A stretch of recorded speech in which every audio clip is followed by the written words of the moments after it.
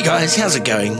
Yeah, well, recently I received a DJI MINI 4K. I've previously had the DJI MINI SE, so this is a bit of an upgrade now, moving to the 4K, not to mention the OcuSync 2.0 taking it out to a potential range of 10 kilometers.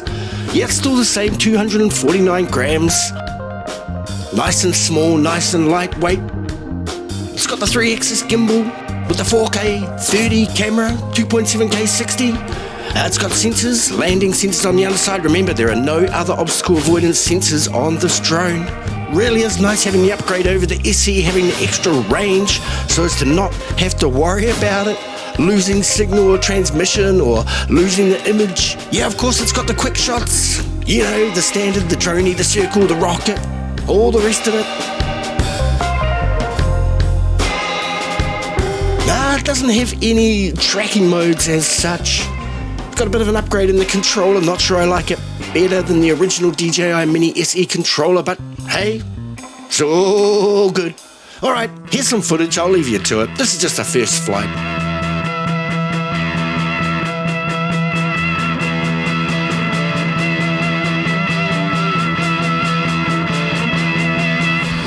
See what we can get out of this in the future. But it is good to have the upgrade.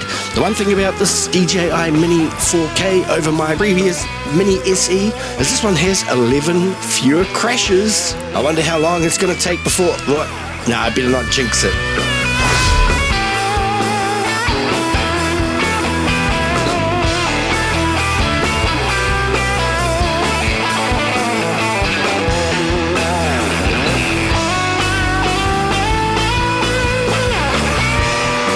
Okay guys, this is the beautiful area of Makara, Te Whanganui Atara, Wellington, New Zealand. Thanks so much for watching. Have yourselves a good one.